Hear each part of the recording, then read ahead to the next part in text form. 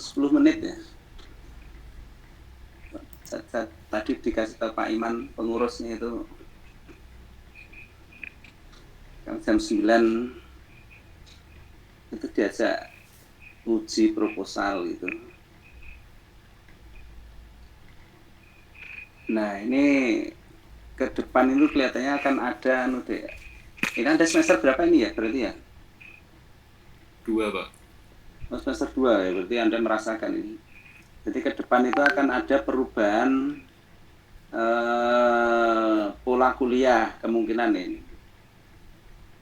Nah misalnya seperti ini, misalnya sekarang, misalnya simpang teknik lalu lintas. Nah ke depan itu kuliahnya itu bener-bener misalnya nanti teori sebagian waktu itu entah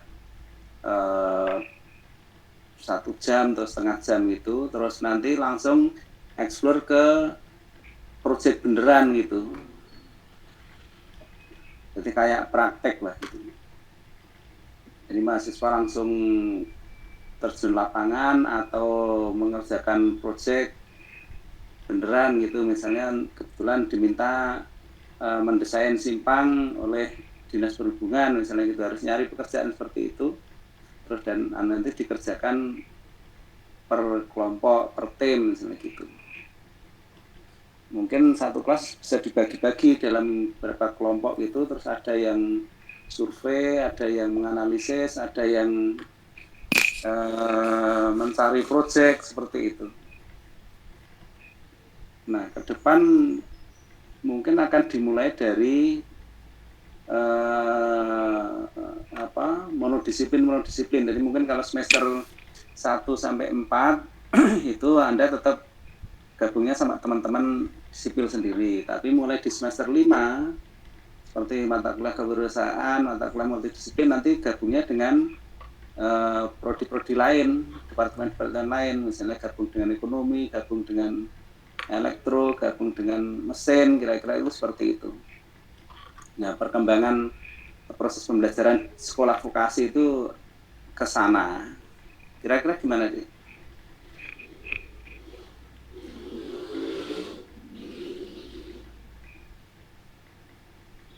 Amannya Pak Dirjen itu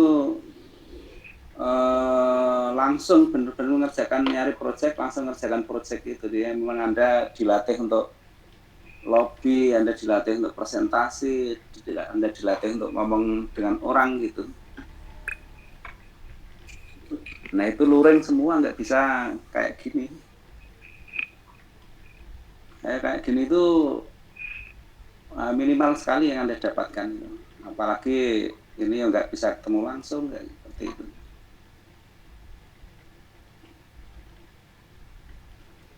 Jadi misalnya saya cerita project seperti itu aja kan nggak ketangkep semangatnya itu nggak, kalau nggak lihat langsung itu nggak ketangkep, Anda mesti nggak nangkep.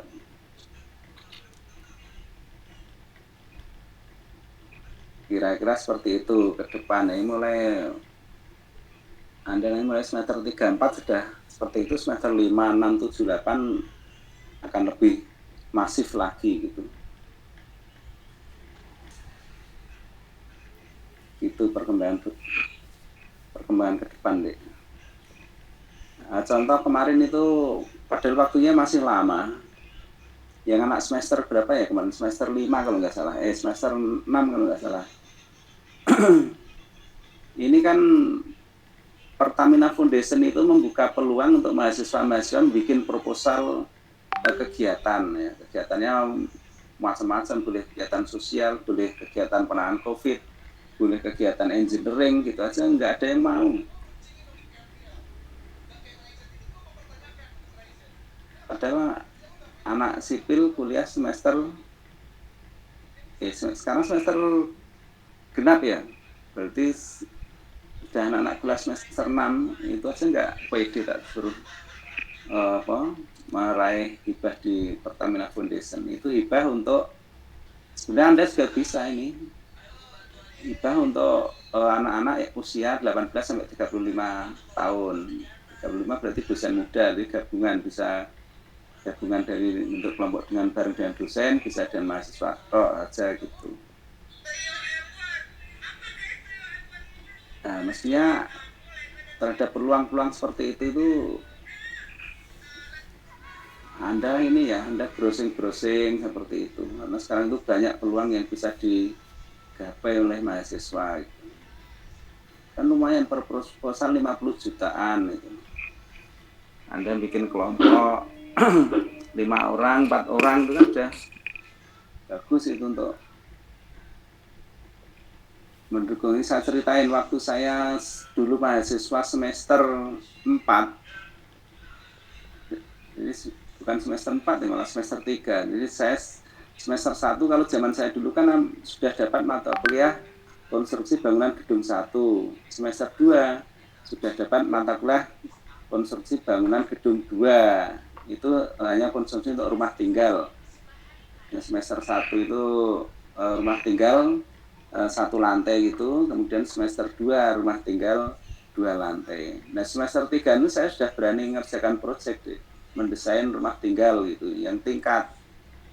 Semester 3 itu sudah berani, sudah dibayar bener-bener mengerjakan punya orang gitu. Tapi yo apa hatinya yo deg-degan gimana nih kalau runtuh, kalau desainnya akan milih tipe yang seperti apa, ada seperti itu. Lah justru kemampuan mencari, kemampuan mendefinisikan pesanan orang itu yang akan menjadi soft skill Anda, yang akan bermanfaat Anda dalam memasuki dunia profesional nanti, dunia kerja, atau akan menjadi Anda wirausaha di bidang konstruksi seperti itu. Nah, ini Anda semester 2 kan ada nggak konstruksi, mata kuliah konstruksi bangunan gitu? Yang desain rumah lah, desain rumah tinggal itu yang tipe 1 lantai, 2 lantai gitu. Ada nggak, Dik? Kalau semester 2 gambar gedung, Pak. Kayak gambar gedung itu sudah gambarnya sudah diajari berapa lantai yang kemarin digambar? Ini 3 lantai, Pak. Nah, malah sudah 3 lantai. Saya dulu cuma 2 lantai sudah berani menerima pekerjaan. Perencanaan loh ya, bukan bangun fisik, desain maksudnya. Nah, bagaimana kolomnya, bagaimana itu ya hanya mengikuti standar, belum dihitung secara kayak hitungan beton, hitungan itu. Tulangannya langsung kan saya diajari penempatan tulangannya, penempatannya gitu. Nah, nanti akan dibikin seperti itu. Jadi anak itu harus berani fight, benar-benar menghandle pekerjaan beneran gitu. Misalnya kuliah simpang seperti ini, kuliah simpang ya harus benar berani mengevaluasi atau memberi masukan ke pemerintah, ke dinas perhubungan kabupaten, misalnya dinas perhubungan kota atau dinas perhubungan provinsi gitu, untuk mendesain simpang gitu. Nanti perannya dosen hanya sebagai coach lah, sebagai pendamping, mentor, enggak masih enggak full seperti sekarang ini. Karena kan sekarang kan full kayak transfer dosen cerita dua kan dari awal sampai akhir, maksudnya cuma dengarkan gitu. Enggak seperti itu nanti. Nah, kira-kira seperti itu. Ini saya omongkan karena saya pengelola di SV, itu namanya project based learning, dari pembelajaran berdasarkan project based learning. Nah, kebetulan saya wakil dekan bidang penelitian dan pengabdian masyarakat yang diamanai oleh Pak Dekan untuk mengawal proses itu di masing-masing departemen, di masing-masing laboratorium nanti. Jadi saya menggerakkan di seluruh vokasi. Makanya paling enggak untuk gambaran Anda, untuk apresiasi Anda ini tak kasih tahu dulu.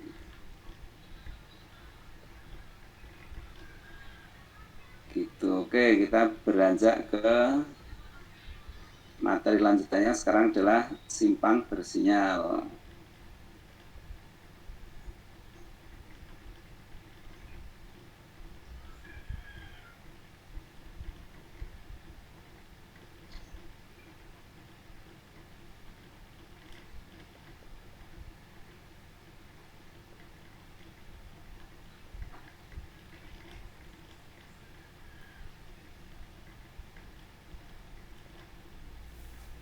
Sudah kelihatan deh ya?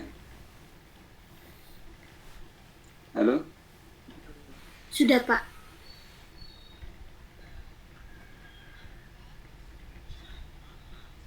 Oke, ini kuliah ke 10 berarti ya. Simpang bersinyal. Bahasa Inggrisnya ini apa? Signalized intersection, simpang bersinyal. Nah, definisinya adalah persimpangan jalan bersinyal adalah persimpangan jalan yang diatur oleh perangkat sinyal lalu lintas atau traffic control device yang dipasang pada masing-masing lengan simpang. Jadi ada lampu lalu lintasnya itu loh, kalau orang Jawa menyebutnya ada lampu abang hijau, bangjunya itu. So traffic light, lampu lalu lintasnya itu. Nah, memang fungsi dari perangkat sinyal atau lampu lalu lintas itu untuk mengatur pergerakan arus lalu lintas yang masing-masing lengan menurut fase, ya, fase sinyal atau fase gerakan, dan untuk mengurangi tingkat konflik arus lintas yang terjadi pada masing-masing lengan pada persimpangan jalan. Jadi bedanya kalau dengan pengaturan lampu lalu lintas ini diterapkan karena memang volume trafficnya di masing-masing lengan itu sudah tinggi. Beda dengan yang simpang tidak bersinyal kemarin. Jadi kalau pada kemarin simpang tidak bersinyal itu tidak diatur, ini masih jalan gitu.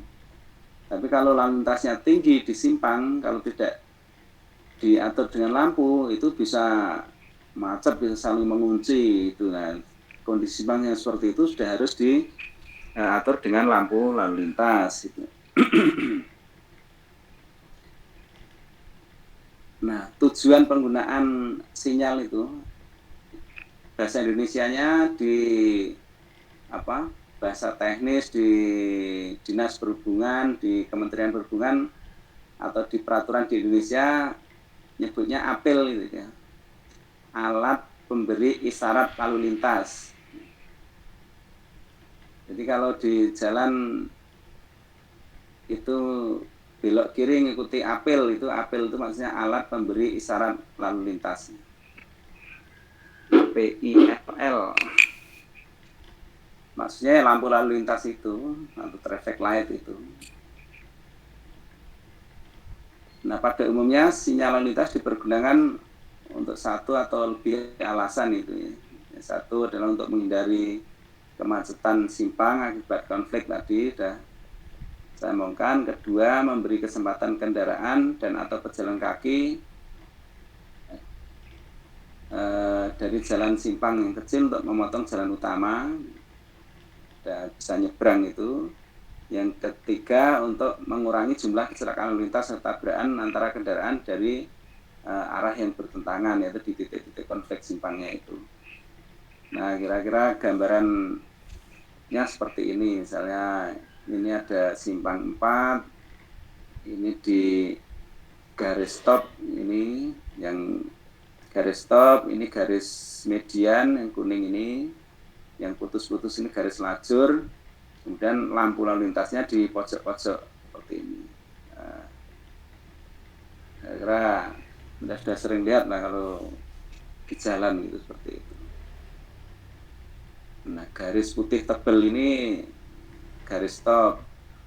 Kemudian yang zebra cross ini yang memang untuk penyeberang jalan kaki. Ini kalau Anda mendesain, ini ada aturan-aturannya, kira-kira jarak dari sudut simpang ke garis stop itu berapa, kemudian lebar marka untuk jalan kaki itu berapa, itu sudah ada aturannya. Kemudian ini kan yang putus-putus di lengan simpang, ini garis lajur, per lajurnya lebarnya berapa, itu sudah ada aturannya. Nah, kira-kira seperti itu. Secara geometrik simpangnya adalah seperti ini. Nah, di sistem simpang bersinyal ini juga ada istilah-istilah yang spesifik. Yang ada beberapa yang sama dengan simpang tidak bersinyal, tapi juga ada beberapa yang tidak ada. Seperti kalau di definisi ini ada misalnya tipe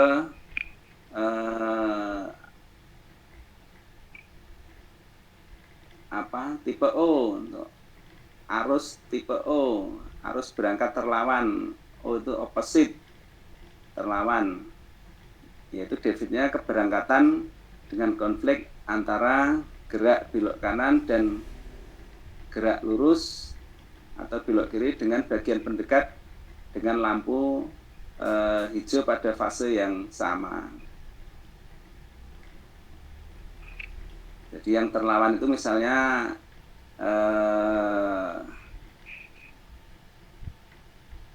ini yang gerak misalnya dari timur, nah kiri dia ada yang ke kanan, ada lurus, maka yang terlawan adalah yang sebelah barat, seperti itu.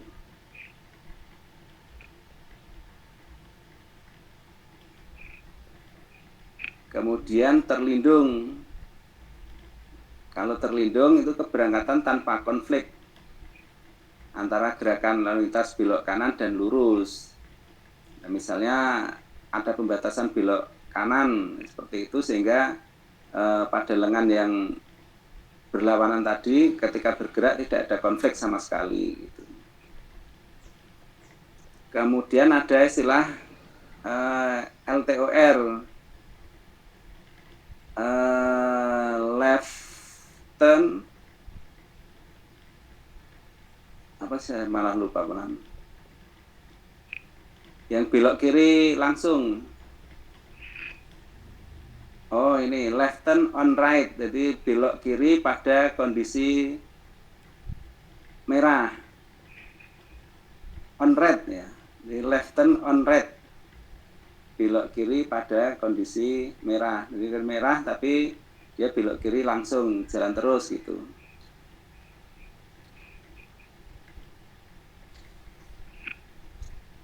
Nah, tadi tipenya tadi ada tipe O, tipe P, arusnya juga ada arus tipe O, arus melawan, yaitu arus lintas dalam pendekat yang berlawanan, yang berangkat pada fase hijau yang sama. Kemudian RT itu kan right turn, kalau di istilah simpang kemarin itu RTO itu belok kanan yang melawan. Arus dari lantas belok kanan dari pendekat yang berlawanan. Nah, ini yang tidak ada istilah di simpang tidak bersinyal juga. S ada arus jenuh. Arus jenuh adalah besarnya keberangkatan atau arus dalam antrian dalam satu pendekat pada selama kondisi hijau. Jadi arus jenuh misalnya arus yang diberangkatkan dari satu pendekat pada kondisi hijau, itu namanya arus jenuh. Nah, ada arus jenuh dasar juga, besarnya keberangkatan antrian di dalam pendekat pada kondisi ideal, itu arus dasarnya kondisi ideal. Nah, arus jenuhnya mesti nanti arus dasar kalikan faktor tertentu, gitu, kira-kira gitu. Ini istilah-istilah yang sama dengan kemarin. DS degree of saturation, derajat kejenuhan. Cuma rumusnya lain kalau ini.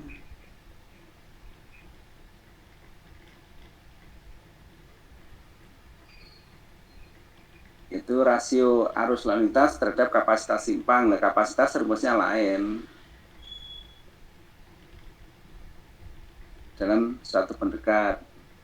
Kemudian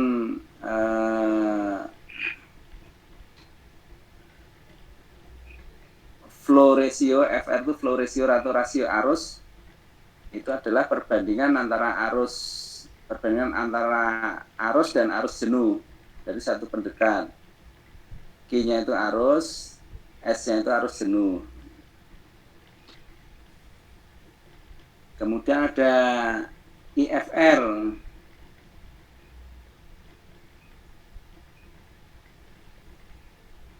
rasio arus simpang, atau IFR definisinya adalah intersection flow ratio. Tadi FR kan flow ratio, IFR adalah intersection flow ratio. Ini jumlah rasio arus kritis tertinggi untuk semua fase sinyal yang berurutan dalam satu siklus. Yaitu IFR-nya adalah sigma jumlahan dari yang arus dibagi dengan arus jenuh. Jadi dipilih yang besar gitu. Kemudian ada rasio fase atau PR fase tulisannya PH ASE ya. Maka PR fase ratio itu adalah rasio arus kritis dengan rasio arus simpang. Rasio arus kritis yang IFR tadi dibagi dengan rasio arus simpang, sehingga FR dibagi dengan IFR. Ini FR-nya tadi dibagi dengan IFR, itu menjadi rasio fase. Nah, kapasitasnya itu kapasitas adalah arus lalu lintas maksimum yang dapat dilayani oleh simpang itu. Rumusnya kapasitasnya adalah arus jenuh dikalikan rasio antara waktu hijau dengan waktu siklus secara totalnya. Nanti ada rumusnya tersendiri. Nah, tundaan, saya rasa sama, tundaannya adalah waktu tambahan yang diperlukan ketika melalui simpang. Nah, tundaannya juga ada dua sama, ada tundaan lalu lintas dan tundaan geometrik. Tapi rumusnya lain, sama-sama tundaan definisinya sama, tapi cara menghitungnya lain karena simpangnya simpang bersinyal. Kemudian ada panjang antrian. Nah, di sini dihitung panjang antriannya dalam meter ya. QL itu Q-length itu panjang antrian. Kemudian ada antriannya sendiri. NQ itu number of queue, jumlah antrian, jumlah kendaraan dalam antrian adalah jumlah kendaraan yang antri dalam satu pendekat. Satunya bisa kendaraan, bisa SMP.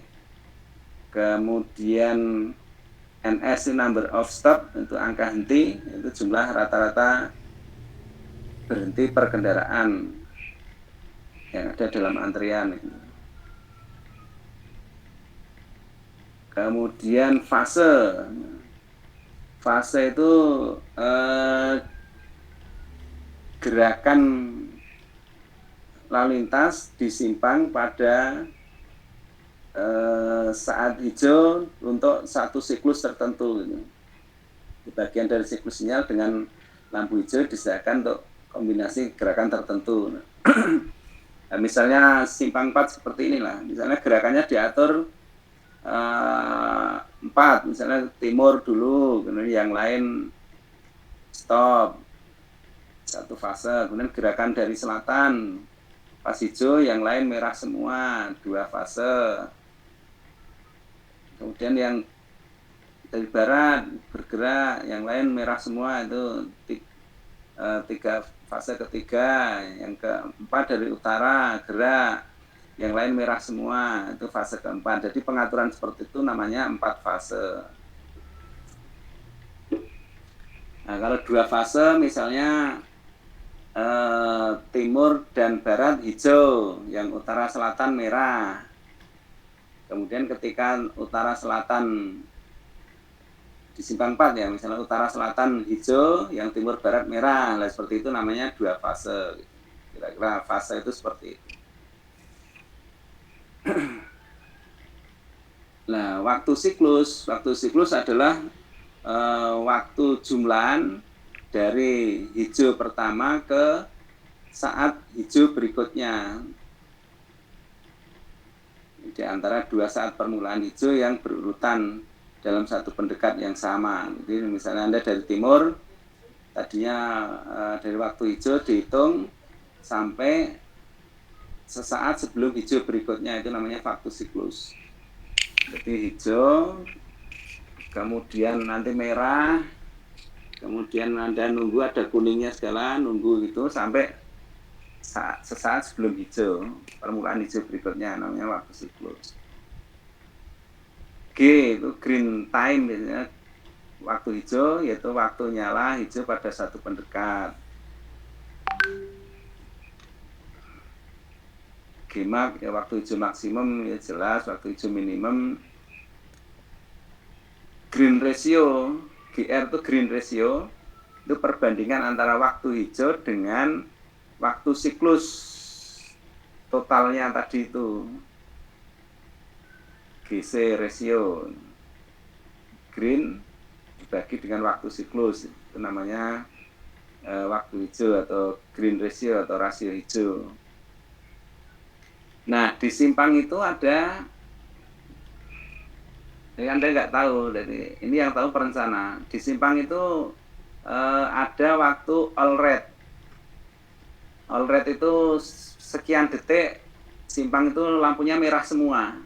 Itu memang untuk memberikan, tujuannya untuk memberi clearance ya, untuk memberi supaya benar-benar simpang itu kosong, baru saat pendekat berikutnya baru hijau gitu.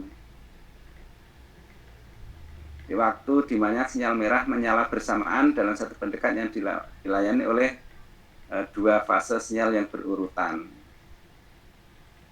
Jadi ketika mau hijau itu ada satu fase, ini biasanya cuma 2 detikan, 2 detik, 3 detik itu all red, merah semua. Jadi memang untuk membersihkan kendaraan di simpang itu. Hingga ketika hijau, benar-benar sudah tidak ada kendaraan yang ada di yang jalan di arah yang tidak hijau gitu. Kemudian di samping itu juga ada amber. Amber itu waktu kuning. Di literatur Inggrisnya tidak disebut yellow tapi amber, waktu kuning. Waktu di mana lampu kuning dinyalakan setelah hijau dalam satu pendekat. Jadi persiapan mau menuju merah. Ini juga biasanya cuma 2-3 detik. Yang all red tadi ya kemungkinan juga 2-3 detik. Kemudian ada intergreen, IG itu intergreen, waktu antar hijau. Waktu antar hijau adalah akhir hijau satu lengan ke hijau lengan berikutnya, antara 2 fase yang berurutan.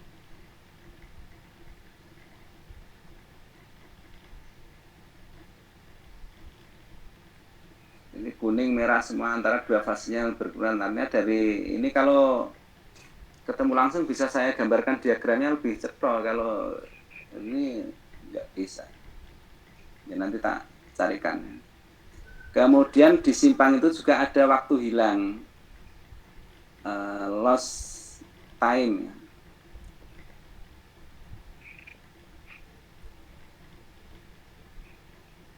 Karena gini, ketika dari merah ke hijau itu kan pengemudi itu responnya tetap ada sekian detik, ada untuk konsentrasi menjalankan mobil, menjalankan kendaraan kan butuh konsentrasi ya. Tetap ketika hijau tidak langsung gerak gitu. Jadi, ada sekian detik untuk responnya dia baru jalan gitu. Waktu hilang. Jumlah semua periode antar hijau dalam siklus yang lengkap. Waktu hilang dapat juga diperoleh dari beda antara waktu siklus dengan jumlah waktu hijau dalam semua fase yang berurutan. Nah, fase itu misalnya seperti ini tadi penjelasan fase itu. Misalnya satu perempatan dengan 2 fase. Perempatan ini simpang 4 ya. Fase 1 misalnya utara selatan gerak, hijaunya sama, yang timur barat berhenti dikasih merah gitu. Kemudian yang timur barat hijau, utara selatan merah, itu namanya 2 fase. Ini fase 1, ini fase 2.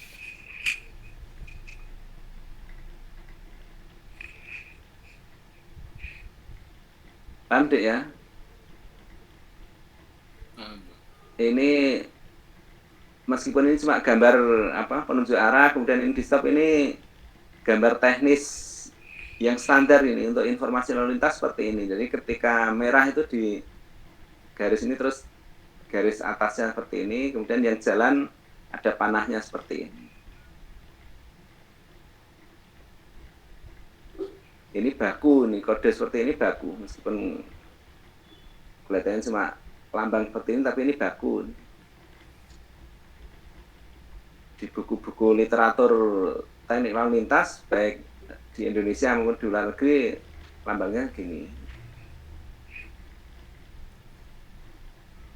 Nah, simpang dengan 3 fase. 3 fase misalnya utara selatan dijadikan 1 pergerakan, kemudian timur baratnya 2 pergerakan, jadi 3 fase. Misalnya ketika hijau, utara selatan hijau, timur barat merah. Tapi ketika barat merah, utara, timur, selatan merah semua. Ketika timur hijau, yang utara selatan merah, yang barat juga merah. Ini namanya pengaturan 3 fase. Seperti ini.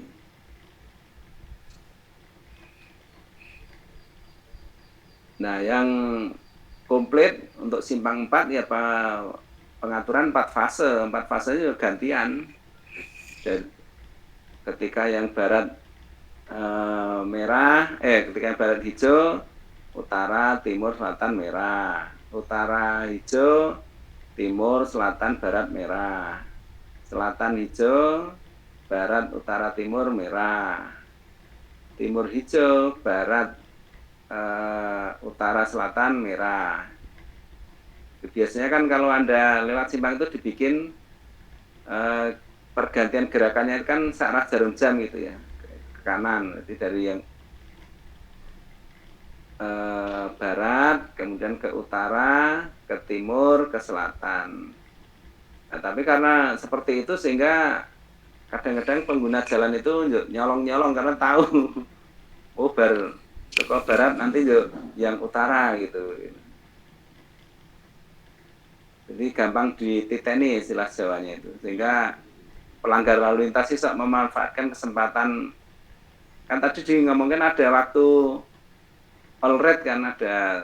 Jadi ada fase di mana simpang itu merah semua lah. Kadang-kadang itu malah dimanfaatkan.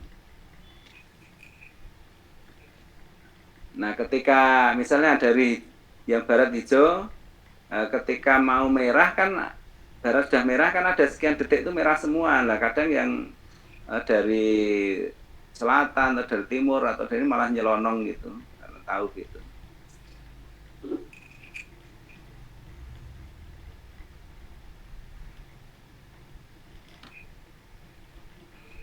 Itu kedisiplinan pengguna jalan.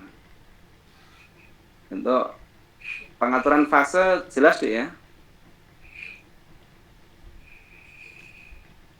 Halo. Jelas, Pak. Ya. Nah, tadi gambaran pergerakan di simpang itu seperti ini. Jadi ada ketika ini waktu antar hijau itu kendaraan masih berhenti. Di sini adalah batas akhir hijau dari siklus sebelumnya di sini. Terus antar hijau itu terdiri dari merah dan kuning. Nah, baru hijau. Nah, ketika hijau itu kan tidak langsung bergerak gitu ya. Misalnya keberangkatan kendaraan kan mesti sedikit baru bergerak semua itu seluruh kendaraan itu. Terus waktu mau merah ya tidak langsung berhenti grek, ini garisnya tegak itu juga enggak kan, berarti berkurang itu dari merah gitu. Sehingga ada sekian waktu hilang ini. Jadi ini dari awal hijau sampai ke yang ini kalau ditarik kan di tengah-tengahnya ini ya. Tarik ke atas. Jadi antara awal hijau sampai kira-kira pertengahan ini, sekian detik ini, kehilangan di awal, juga ada kehilangan akhir. Nah, waktu hilangnya itu ya tambahan dari awal dan waktu hilang di akhir ini.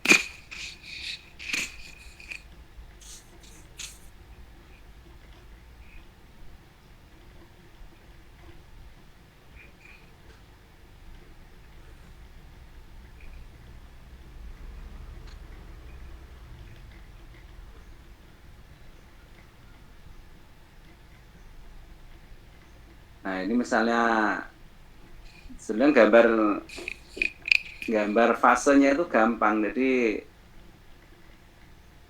apa namanya?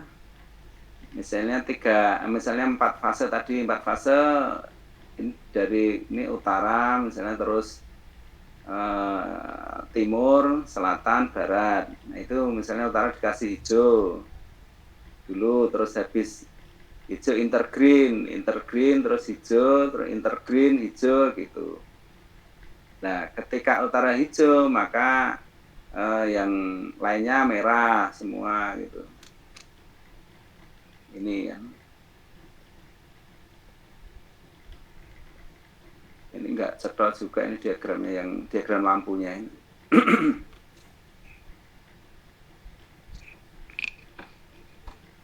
Oh, hijaunya yang tidak bertanda ini. Misalnya di sini di fasenya ini hijau, maka yang berikutnya hijaunya di sini, sehingga di sini disebut intergreen, waktu antar hijau. Nah, waktu antar hijau itu terdiri dari kuning dan merah. Merahnya merah semua. Jadi sebelum merah di satu lengan itu ada kuning dan merah semua dulu. Kuningnya biasanya juga 3 detik, merah semuanya misalnya 2 detik. Nah, itu merah di lengan tertentu.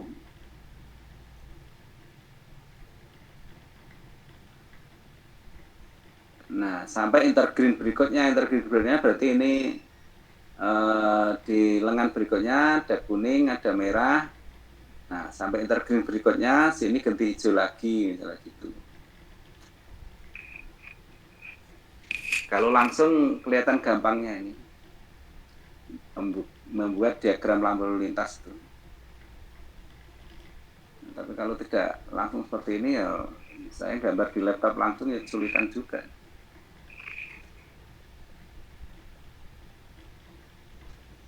Nah, kinerja simpangnya tadi salah satunya adalah kapasitas. Sekarang masuk ke hitungan ya. Nah, kapasitas di simpang bersinyal adalah arus jenuh dikalikan dengan green ratio, yaitu waktu hijau dibagi dengan waktu siklus.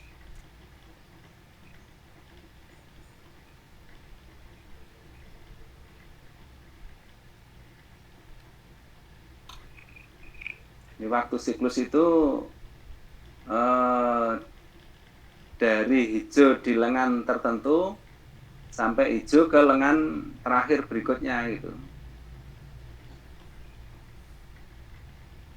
Mau masuk hijau lagi di lengan, misalnya dari utara ya, dari utara hijau, kemudian ganti yang timur hijau, ya udah ada merah segala, hijau, ganti yang selatan hijau, ganti yang barat hijau. Nah, terus kembali ke yang utara lagi. Nah, waktu siklus itu totalan waktu dari utara tadi sampai timur, sampai selatan, sampai barat, sampai mau kembali ke hijau lagi di lengan utara. Itu namanya total waktu siklus. Nah, green ratio itu masing-masing hijau di lengan, waktu hijau di lengan dibagi dengan total waktu siklus tadi itu.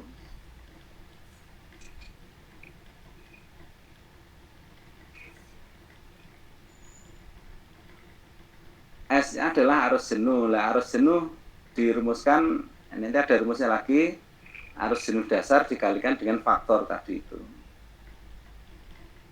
Maka arus jenuh satuannya ya sama kayak arus, jadi SMP per jam hijau, jadi jumlah arus maksimum yang diberangkatkan pada waktu hijau, itu arus jenuh.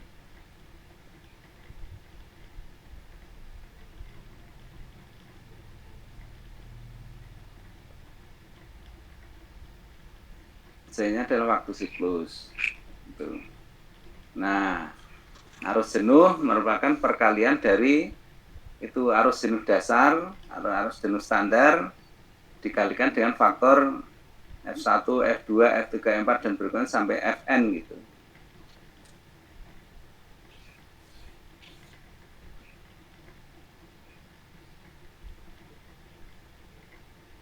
Nah, arus jenuh dasar itu berapa? Arus jenuh dasar dirumuskan ini dari rumus empiriknya. itu 600 kalikan lebar pendekat. WE itu kan kemarin lebar efektif pendekat. Lebar lengan lah. Itu harus jenuh dasarnya. Berarti kalau lebar lengannya itu, ini lengan masuk ke lengan total ya. Open dekat ya, berarti seluruhnya. Lebar lengannya itu 6, berarti ya 600 kalikan 6 harus jenuh dasarnya itu. Nah, faktor penyesuaiannya adalah ini, ada faktor penyesuaian ukuran kota, berarti ada FCS, faktor hambatan samping FSF, kemudian faktor kelandaian FG, grid, kemudian faktor parkir, kemudian faktor persen belok kanan, persen belok kiri. Yang F-nya urut-urutan ini loh, sampai FN itu.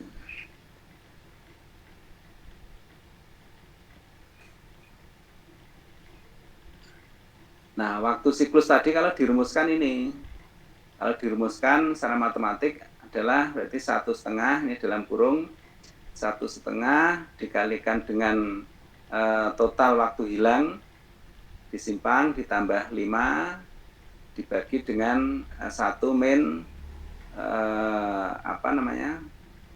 jumlah dari rasio simpang tadi, flow ratio kondisi kritis. Ini dibagi ya, ini dalam kurung, ini sebagai pembilangnya, dan ini sebagai penyebutnya, dibagi. Nah, ini ancer-ancer waktu siklus untuk 2 fase itu ya maksimal 80 detik. Kemudian 3 fase itu kira-kira maksimal 100 detik, ini sebagai ancer-ancer ini. 4 fase itu 80 sampai 130 detik.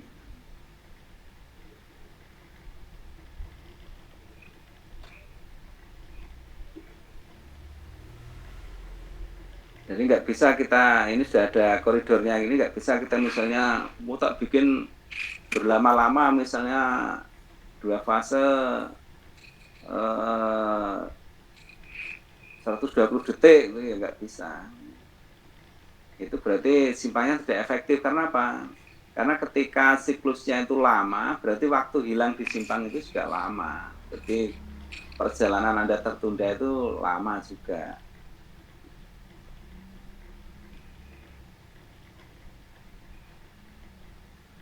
Nah, kelihatannya sepele ya, misalnya merah itu misalnya cuma 15 detik gitu. 5 per simpang. Nah, sekarang misalnya kita perjalanan aja, perjalanan dari Jogja Solo. Perjalanan Jogja Solo itu ada berapa simpang yang dilalui gitu. Misalnya ada 100. Ada 100 kalau waktu merahnya itu misalnya 15 detik, kan berarti waktu hilangnya sudah berapa tadi? 15 kalikan 100. Berapa itu? 1500 detik. 1500 detik itu berapa jam itu? Berarti 1500 dibagi 3600. Ya, sudah setengah jam sendiri kan itu. Kira-kira waktu hilangnya untuk perjalanan Jogja Solo hanya akibat adanya lampu lalu lintas gitu. Kalau 100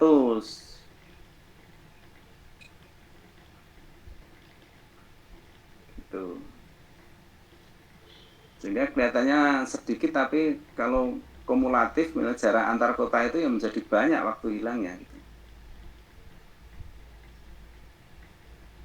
Apalagi perjalanan darat misalnya dari, ya tidak lewat tol, ya lewat tol maka jumlah simpang berjalannya kan lebih sedikit. Yang lewat jalan nasional biasa gitu ya Jogja Surabaya gitu, wah bisa 1000,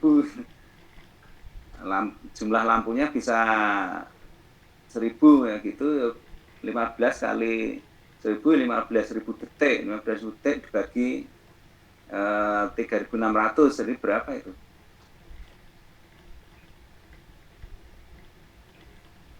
gitu kira-kira. Jadi Anda memikirkannya, mikir aspek praktikalnya, jadi tidak hanya memikirkan satu simpang saja, tapi kalau perjalanan itu banyak simpang, itu menjadi waktu hilangnya lama. Maka waktu siklus ini harus didesain dengan sebaik-baiknya, seefektif mungkin. Gitu. Nggak bisa jor-joran waktunya lama. Nah, untuk efektif itu, biasanya kalau lampu-lampu lalu lintas yang manual itu di settingnya kan waktunya tetap ya, tidak ada perubahan. Ya misalnya dari Anda mendesain, hijaunya 15 detik, merahnya 15 detik, kuningnya 3 detik, all red-nya 2 detik, gitu kan fixed time. Nah, bisa saja waktunya itu dibikin tidak fixed time berdasarkan jumlah arus di masing-masing simpang, itu menggunakan teknologi yang bisa memakai kamera itu, kemudian bisa memakai kayak teknologi internet gitu. Nah, simpang-simpang nanti yang di daerah mana itu rencana ibu kota baru, simpangnya dibikin simpang yang cerdas seperti itu. Jadi kalau yang antriannya panjang, diberi waktu hijau yang lebih lama, yang pendek waktu hijaunya sedikit gitu. Bisa dibikin variabel gitu, waktunya berubah-ubah, itu bisa dengan teknologi persinyalan gitu, bikin otomatis.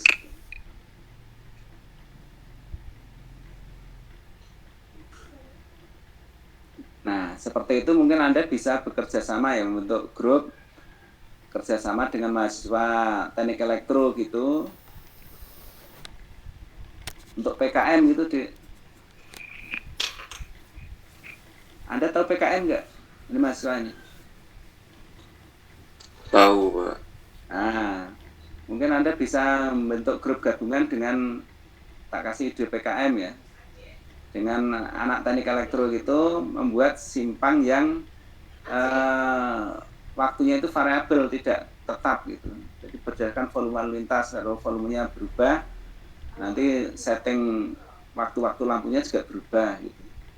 Ya, prinsipnya tadi itulah, kalau yang arusnya satu lengan, arusnya banyak, ya beri waktu hijau yang lama. Kalau yang sedikit, diberi waktu hijau yang sedikit juga gitu. Kira-kira seperti itu, dengan teknologi internet atau dengan teknologi apa, anak teknik elektro mesti tahu seperti itu.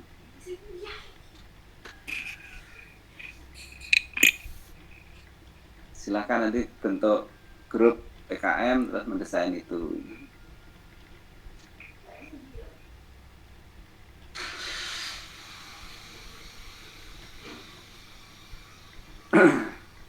Nah, waktu hijau kalau dirumuskan tadi itu, jadi waktu hijau adalah waktu siklus dikurangi total waktu hilang tadi, dikalikan dengan rasio arus kondisi kritis satu lengan tertentu. Jadi rasio arus di lengan tertentu dibagi rasio arus total.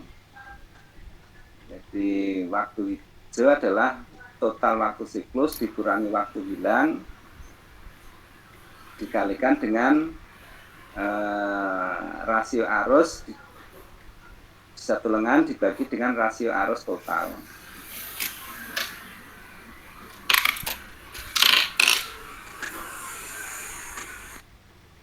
Nah, waktu hijau minimal itu adalah 10 detik, hijau minimal. Waktu kuning umumnya adalah 3 detik. Nah, itu.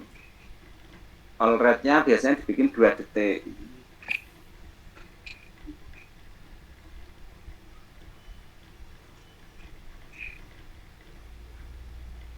Nah, penentuan waktu antar hijau atau intergreen.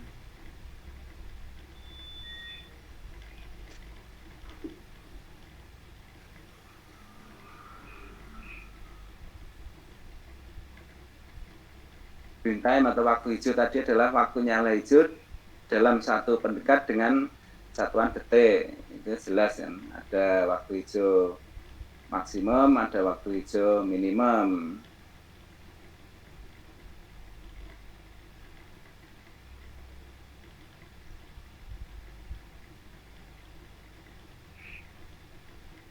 Nah, waktu hijau minimum itu digunakan untuk penyeberang pejalan kaki yang nyebrang tadi itu untuk zebra cross di simpangnya tadi itu.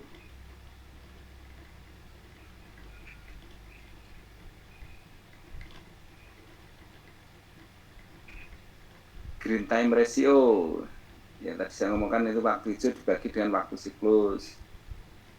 Nah, ada waktu merah semua.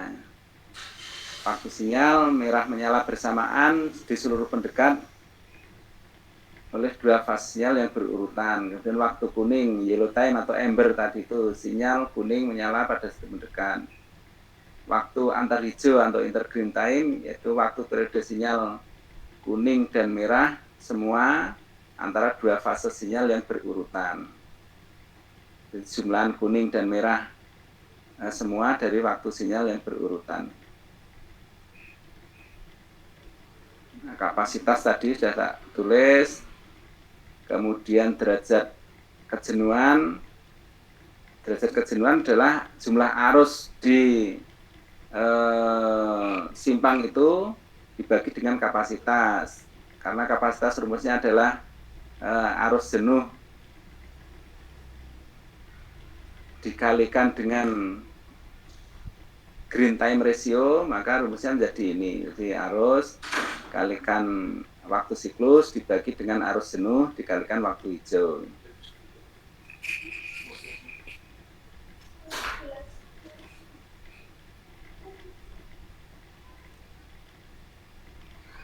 Nah, panjang antrian ini adalah jumlah kendaraan ya. Ini jumlah rata-rata antrian ini dalam SMP. Awal sinyal hijau dihitung sebagai NQ1 plus NQ2. NQ1 itu adalah kendaraan yang sisa dari waktu hijau sebelumnya ditambah yang merah di selama merah berikutnya gitu.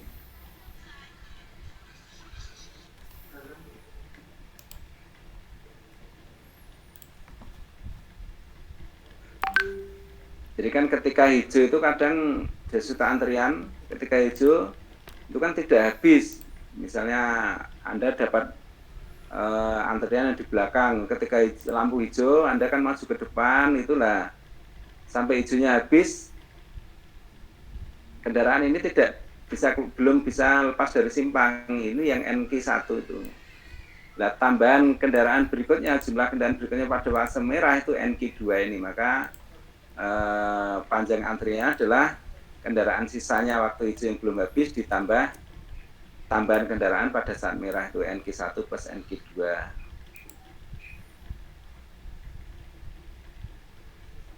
Wah, ini rumusnya panjang, ini nggak usah dihafalkan, ini saya sendiri nggak hafal ini. NQ1 rumusnya ini, NQ2 rumusnya ini, kalau dirumuskan ya. Biasanya juga ada nomogramnya ini.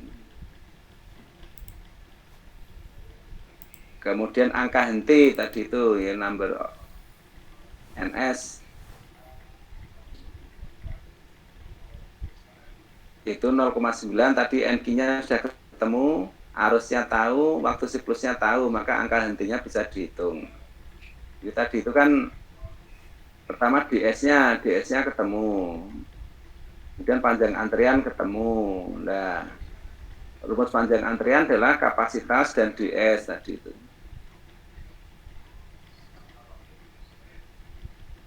NQ2 itu adalah waktu siklus. Faktornya itu ada green ratio, ada DS, ada arus di simpang. Tahu.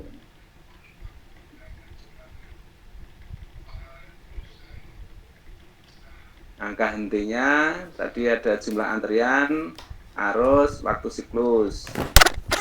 Sudah tahu gitu.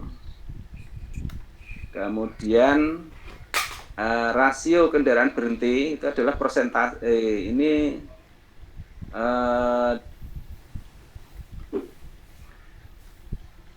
minimal dari NS jumlah kendaraan berhenti sampai maksimal 1.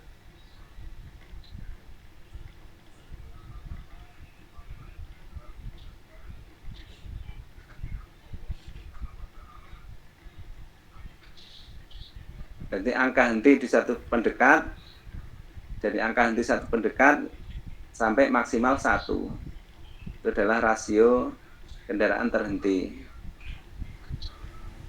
Nah, tundaan sama dengan di simpang tidak bersinyal itu, yaitu tundaan lalu lintas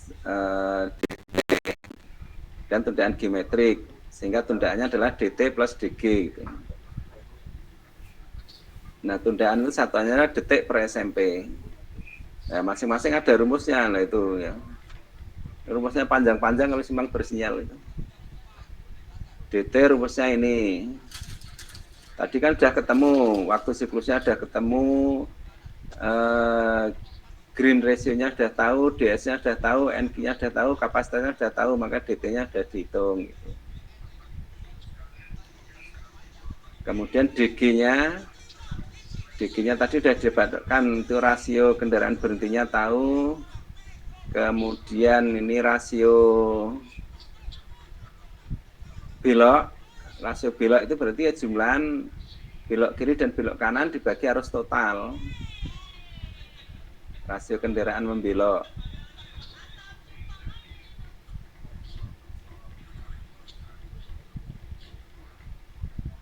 Kemudian ini rasio angka henti, jadi DG-nya tahu.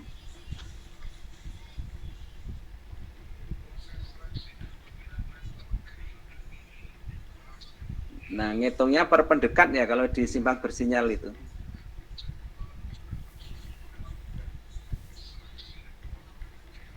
Nah, kira-kira seperti itu. Jadi ngitungnya per pendekat. Jadi misalnya dari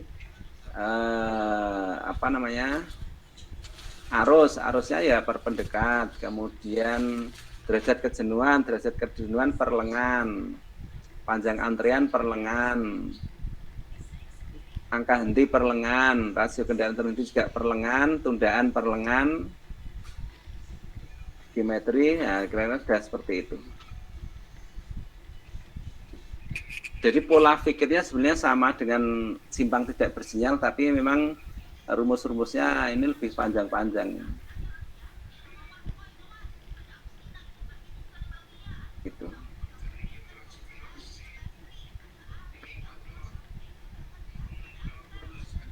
Ada pertanyaan, Dek? Ini kalau belum contoh menghitung beneran itu mungkin Anda ya masih ngawang-ngawang, sulit bayangkan, tapi kalau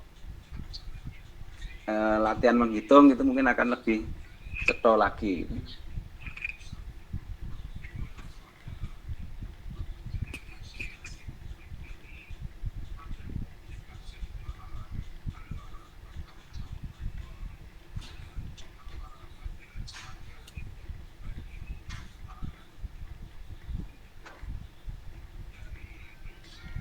Ada pertanyaan nggak, Dek?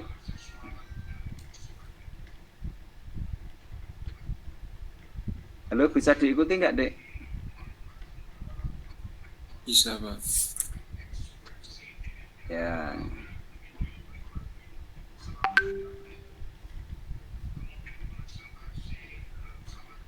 Oke, gitu. Kalau nggak ada pertanyaan saya akhiri ya, karena jam 9-10 menit saya harus nguji proposal juga.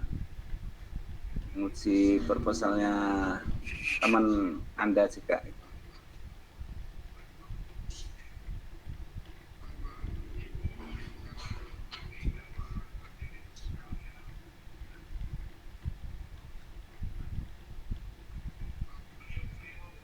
Oke, saya akhiri ya. Sampai ketemu, kita lanjutkan 2 minggu lagi ya, karena yang minggu depan kan libur lebaran ya. Iya, Pak. Oke, kita sambung di minggu yang akan datang lagi. Saya lift Dik ya. Terima kasih Pak. Baik Pak, terima kasih.